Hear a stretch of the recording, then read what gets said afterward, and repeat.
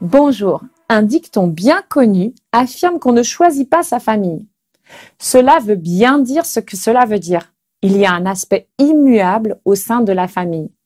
Quoi qu'on en dise, qu'on en pense ou même qu'on fasse, nos parents resteront toujours nos parents, tout comme nos frères et sœurs, nos oncles et nos tantes, et ainsi de suite. Et c'est souvent dans ce cercle intime que se jouent les moments les plus marquants de notre vie, en bien ou en mal.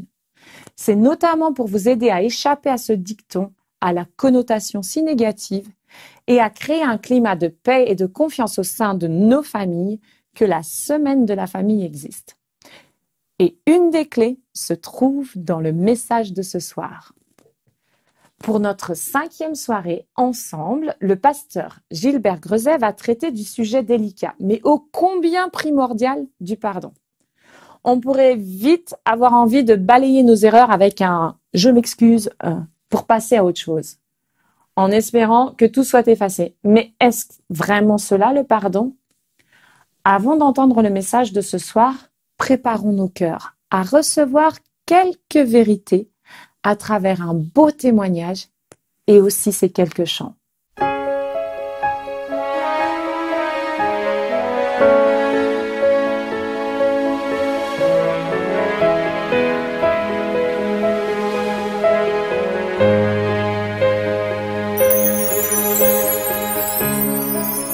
Il est venu sur la terre pour racheter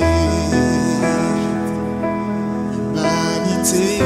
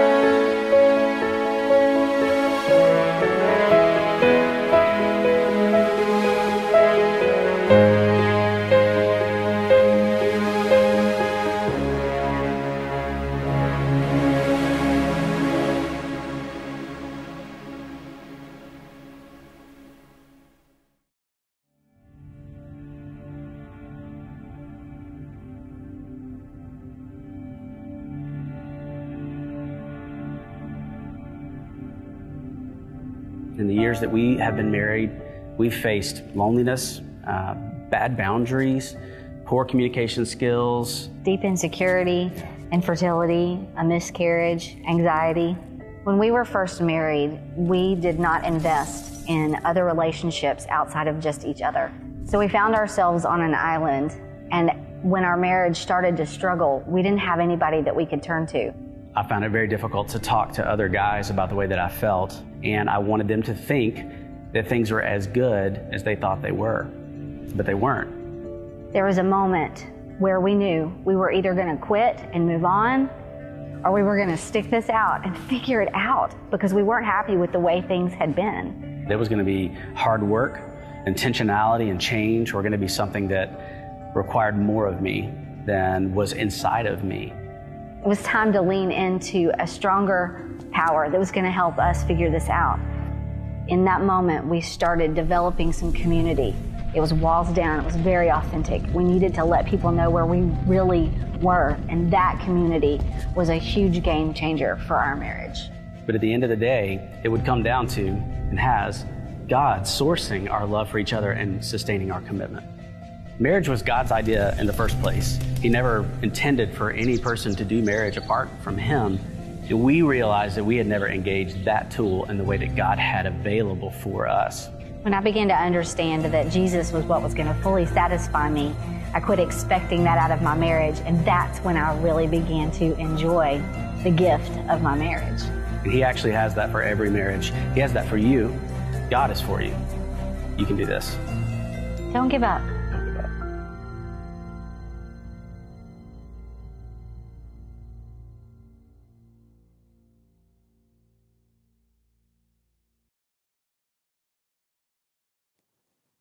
Quand Espoir Média m'a invité à cette semaine spéciale pour le couple et la famille, je m'en suis réjoui. Puis, quand le rédacteur m'a donné le titre « Les combats familiaux », j'ai failli renoncer, ne me considérant ni comme un boxeur des relations familiales, ni comme un arbitre des combats intrafamiliaux. D'ailleurs, qui serais-je pour oser juger autrui? Le Christ lui-même nous a laissé un bel exemple. Je ne te condamne pas non plus, va et ne pêche plus. Finalement, me voici quand même participant à cette semaine spéciale sur les combats familiaux, car j'ai réalisé qu'effectivement, le couple et la famille sont souvent, trop souvent peut-être, le lieu de tensions et de combats relationnels parfois pesants, parfois même épuisants, et qu'il est donc nécessaire de chercher à leur apporter quelques outils apaisants et bienfaisants. Parlons aujourd'hui de la notion de pardon. La famille, le couple plus spécialement, est malheureusement parfois l'endroit idéal, pourrait-on dire entre guillemets, pour une accumulation de rancœurs. Et parfois, cela tourne même à des rancunes profondes. Ces rancœurs et ces rancunes sont souvent silencieuses, mais elles peuvent devenir capables de pourrir littéralement la qualité des relations entre les conjoints ou entre les enfants et les parents. Vous avez peut-être connu de ces couples ou de ces familles où on sent des tensions dans presque tous leurs échanges. Sont-ils irascibles de nature? Sont-ils vraiment aussi bagarreurs tout le temps? Si on les fréquente, il nous arrive d'éprouver tout d'abord de la compassion. Pourquoi s'abîme-t-il la vie à ce point? C'est trop dommage. Puis, à force de les voir toujours dans les tensions et dans différentes formes d'agressivité, on peut en arriver à vouloir les éviter. Et si quelques années plus tard, on apprend leur séparation, on se dit que c'était sans doute inévitable. Inévitable, vraiment? Peut-être pas. Osons revenir en arrière et analysons quelques étapes où certaines attitudes pourraient faire la différence. La première étape, c'est celle que j'appellerais celle du ciel bleu. Une étape où on apprécie l'autre presque sans arrêt. C'est un peu la période de la lune de miel. On exprime des « je t'aime », on formule de nombreux compliments. Et chose intéressante, on passe par-dessus les difficultés sans problème. C'est comme si on les occultait, comme si elles n'existaient pas. Belle étape que cette première étape du ciel bleu. Mais voilà, la deuxième étape va se pointer, ainsi d'ailleurs que les premiers nuages. On commence alors à être sensible à certains défauts. Peut-être que l'on dit ou que l'on entend certaines phrases qui font mal, qui font vraiment blessure. Il y a des colères exprimées, il y a des colères enfouies, mais elles sont souvent quand même ressenties, car chacun veut marquer son territoire, comme pour faire comprendre à l'autre qu'à partir de là, ça va mal se passer, il faut qu'il s'arrête. Et les conjoints restent quelquefois sur ces différences sans les régler, et il peut s'installer alors dans le couple, ou plus tard dans la famille avec les enfants, une sorte de guerre froide. John Gray, l'auteur des livres assez connus sur Mars et Vénus, parle alors de l'accumulation de la vase dans une cavité. Et cette vase, si elle y reste trop longtemps, elle peut y durcir, on va y revenir.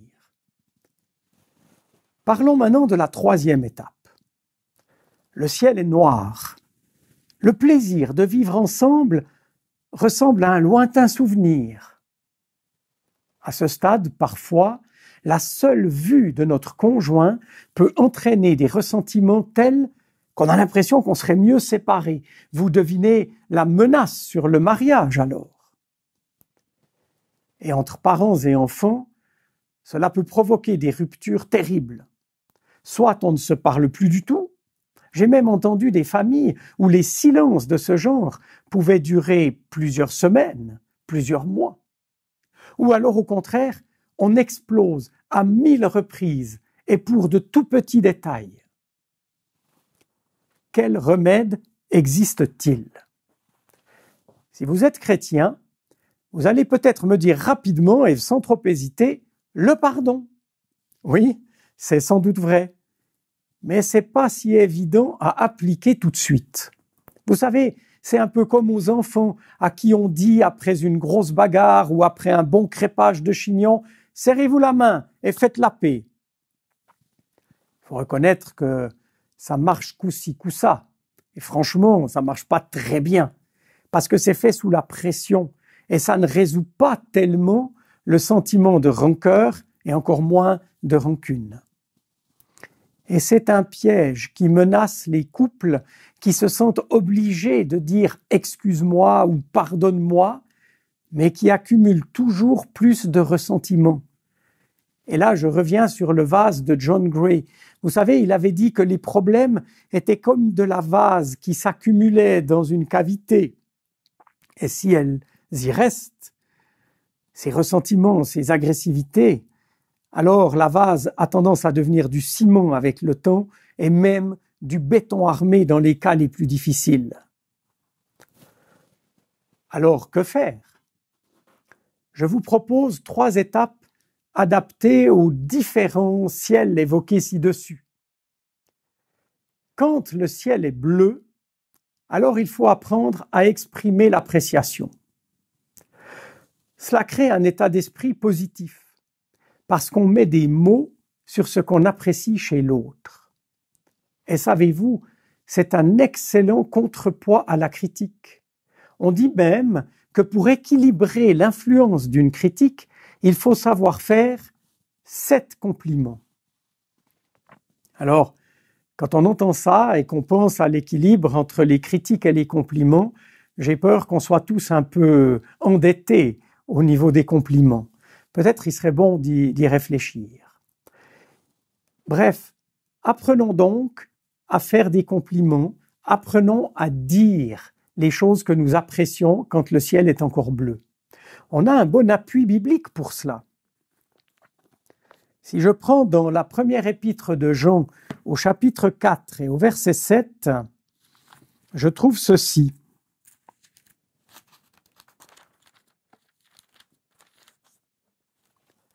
Amis très chers, aimons-nous les uns les autres, parce que l'amour vient de Dieu. Tous ceux qui aiment sont enfants de Dieu et ils connaissent Dieu. Ceux qui n'aiment pas ne connaissent pas Dieu parce que Dieu est amour. Un peu plus bas, au verset 11, on lit ceci. « Amis très chers, puisque Dieu nous a aimés de cette façon, nous aussi, nous devons nous aimer les uns les autres. » Deuxième étape, quand les premiers nuages apparaissent. Alors il est important d'oser réfléchir et communiquer. Il nous faut par exemple penser à des torts qu'on a commis. Vous savez, ce genre de moment où on se dit « Ah mince, raté, là j'ai pas été un bon mari ou j'ai pas été un bon père ou peut-être je n'ai pas été une bonne épouse ou une bonne fille ou enfin un enfant, c'est égal. » Puis on se dit « Mince, c'est raté, mais tant pis, ça passera avec le temps. » Eh bien, c'est pas si sûr. C'est déjà un peu de vase qui s'accumule dans la cavité dont on parlait tout à l'heure. Peut-être qu'il faut oser revenir un peu sur ce nœud. Il faut chercher à comprendre la blessure qui s'est faite dans le cœur de l'autre. Il faudra en parler avec lui et surtout, ne pas chercher à se justifier. Il faut admettre que ça a fait mal à l'autre selon sa mesure à lui et peut-être aller jusqu'à oser demander sincèrement pardon et apprendre ensuite à attendre la réaction de l'autre. Là aussi, on a un très bon appui dans l'Évangile. Dans Matthieu 5 au verset 23, Jésus disait « Donc, supposons ceci, tu viens présenter ton offrande à Dieu sur l'autel. » C'est comme s'il disait « tu viens à l'église. » Et à ce moment-là, tu te souviens que ton frère ou ta sœur, j'ai envie d'ajouter, ton mari, ta femme, ton parent, ton enfant a quelque chose contre toi. Alors, dit-il au verset 24, « Laisse ton offrande à cet endroit devant l'autel et va d'abord faire la paix avec ton frère ou ta sœur, ton parent, ton enfant, ton conjoint. Et ensuite, reviens et présente ton offrande à Dieu. »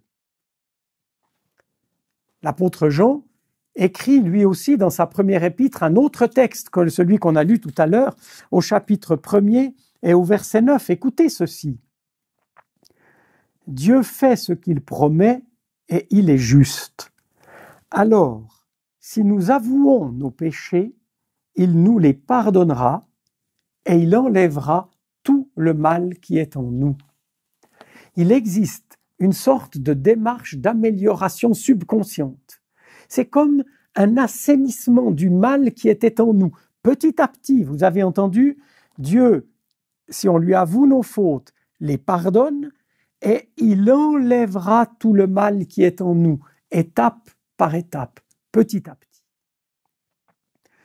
Maintenant, si nous n'avons pas fait ça et que le ciel devient noir, que recevoir comme conseil ? Eh bien, c'est Matthieu au chapitre 18 et au verset 15 qui va nous le dire. Matthieu au chapitre 18 et au verset 15. « Si ton frère te fait du mal, va le voir et fais-lui des reproches quand tu es seul avec lui. S'il t'écoute, tu as gagné ton frère. » L'apôtre Paul, dans Éphésiens au chapitre 4, dira pareil un peu. « Ne gardez pas dans votre cœur le mal qu'on vous a fait, écrit-il. Ne vous énervez pas, ne vous mettez pas en colère, faites disparaître de chez vous les cris, les insultes, le mal sous toutes ses formes. » Un texte d'il y a 2000 ans, on a l'impression qu'il a été écrit hier pour nos familles. Il continue en disant « Soyez bons les uns pour les autres, ayez un cœur plein de tendresse.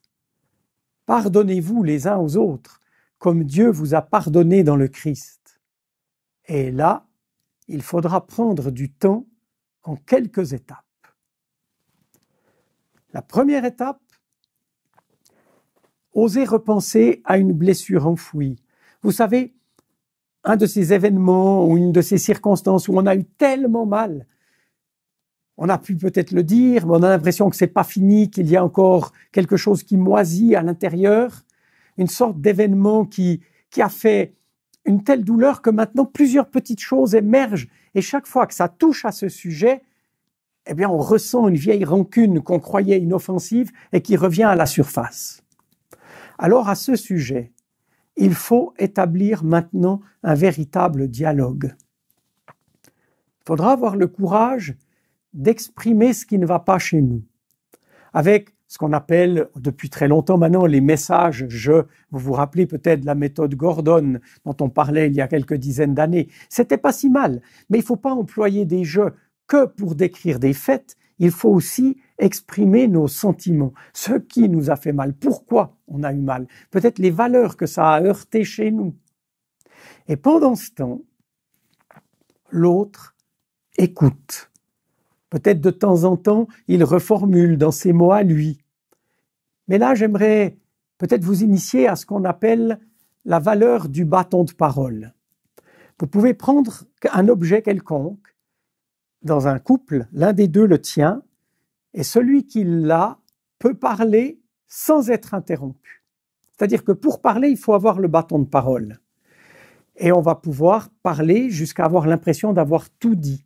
Et quand on a vraiment tout dit, on dira peut-être « j'ai fini » et là, on donne le bâton à l'autre qui peut-être ne va pas chercher premièrement à nous répondre, mais si c'est un bon interlocuteur, va d'abord essayer de nous dire ce qu'il a compris de ce que nous lui avons exprimé. Et si on a le sentiment de s'être bien compris, alors là peut-être que l'offenseur pourra demander pardon, exprimer des regrets sincères d'avoir blessé, même involontairement. Et alors, l'étape suivante, c'est que l'offensé pourra dire « Écoute, j'ai vraiment envie de pardonner, j'ai vraiment envie de pouvoir refaire confiance. Mais là, c'est encore peut-être difficile. » Et les deux pourront se retrouver dans cette attente de réparation. Et ensemble, pourquoi pas, ils pourraient se mettre à prier Dieu pour ce chemin de pardon, ce chemin de guérison. J'ai vraiment envie de vous souhaiter, au nom de la puissance du pardon offert par Jésus-Christ, de chasser les nuages noirs et de retrouver petit à petit, cela peut prendre peut-être plusieurs semaines, même quelques mois, mais vous allez pouvoir retrouver un ciel bleu et un beau soleil sur votre amour. S'il me reste quelques minutes, j'aimerais vous inviter à une réflexion particulière sur le pardon. Je pourrais la résumer en une seule phrase. Demander pardon est un plus grand défi que pardonner. J'ai entendu souvent des conjoints ou des parents, parfois même des enfants, affirmer qu'ils étaient prêts à pardonner à l'autre partie de leur famille qui leur avait fait du mal, pour autant que l'autre vienne demander pardon. Cela peut paraître généreux, même exemplaire. Seulement, il y a un mais et un mais de taille. Cela sous-entend que celui qui dit cela pense que lui-même n'a rien fait de mal et qu'il attend de l'autre des excuses pour, continuons dans sa pensée, dans sa magnanimité, accorder le pardon au coupable. Mais rares sont les histoires de famille ou de couple où seul l'autre est responsable. Donc attention, le défi est très important. Oser reconnaître ses torts, ou en tout cas sa part de tort, et oser demander pardon pour cela est bien plus efficace que d'attendre que l'autre vienne faire cette démarche.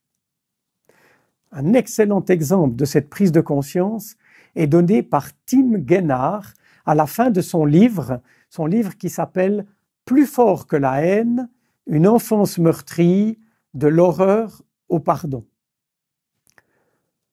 Enfant maltraité à l'extrême, il décide d'aller bien plus tard offrir son pardon à son père qu'il avait très fortement maltraité. Et il y va. Mais il réalise, en exprimant le pardon qu'il voulait offrir à son père, qu'il était en fait en train de condamner son père une deuxième fois. Il écrit dans son livre « Je suis arrivé devant mon père après des années d'absence et je lui ai balancé mon pardon dans la figure comme un jugement et comme une condamnation. » Et il termine en disant « Le cœur peut accorder un pardon que la bouche doit parfois retenir. » Le seul qui puisse toujours offrir le pardon sans avoir à se faire pardonner, c'est notre Seigneur Jésus-Christ. Rappelez-vous sur la croix, « Père, pardonne-leur car ils ne savent pas ce qu'ils font. » Lui pouvait dire cela. Nous, non.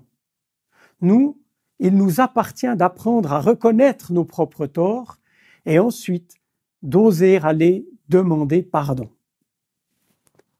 Cette démarche pourra nous libérer de culpabilités enfouies ou de rancunes inassouvies et saura peut-être même chasser les nuages qui se seraient accumulés dans le ciel de nos relations familiales. Et franchement, qu'y a-t-il de plus beau que le soleil après les nuages?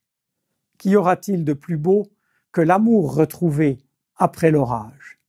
C'est ce que je souhaite à nos couples, à nos familles, avec la bénédiction de Dieu qui saura nous encourager sur ces chemins de pardon et plus exactement de demande de pardon. Qu'il soit avec chacun d'entre vous.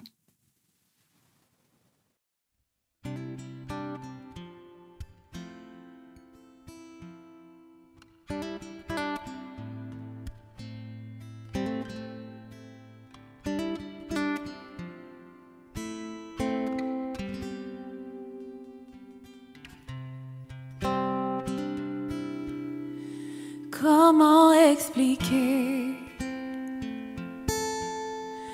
et comment décrire un amour si grand, si puissant que rien ne peut le contenir? Tu sais mes espoirs, Seigneur, tu sais mes craintes. Mes mots sont bien trop petits pour dire tout l'amour que j'ai pour toi. Alors entends mon cœur, mon esprit qui te loue. Entends le chant d'amour d'un enfant racheté. Je prendrai mes faibles mots pour te dire quelle merveille tu es. Mais je ne pourrai pas te dire combien je t'aime. Alors entends mon cœur. Si tout comme la pluie, mes mots pouvaient couler. Si j'avais l'éternité, je ne pourrais pas m'exprimer. Mais dans les battements de mon cœur, tu entendras toujours. Merci pour la vie, pour la vérité et pour le chemin. Alors entends mon cœur, mon esprit qui te loue. Entends le chant d'amour d'un enfant racheté. Je prendrai mes faibles mots pour te dire quelle merveille tu es, mais je ne pourrai pas te dire combien je t'aime, mais je ne pourrai pas te dire combien je t'aime, mais je ne pourrai pas te dire combien je t'aime. Alors entends mon cœur.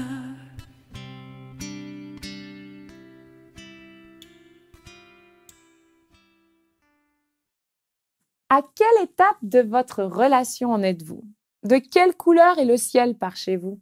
À vrai dire, le plus important n'est pas de constater si le ciel est bleu, gris ou noir, mais plutôt de savoir avec assurance et foi que votre ciel peut à tout moment accueillir le soleil brillant qui réchauffe les cœurs.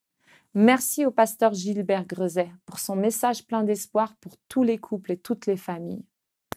À nous maintenant de continuer à propager réconfort et espérance en partageant cette vidéo avec tous nos proches. Espoir Média vous remercie de votre participation. Et si vous souhaitez aller plus loin dans votre soutien, sachez que vous pouvez faire un don via DonorBox. Vos dons permettent de produire de nouvelles émissions qui relayent l'espoir. On se retrouve demain à 19 h pour notre 6e rencontre présentée par Alain Charpillot sur le sujet sensible des violences conjugales. D'ici là, n'oubliez pas, offrez sincèrement votre pardon.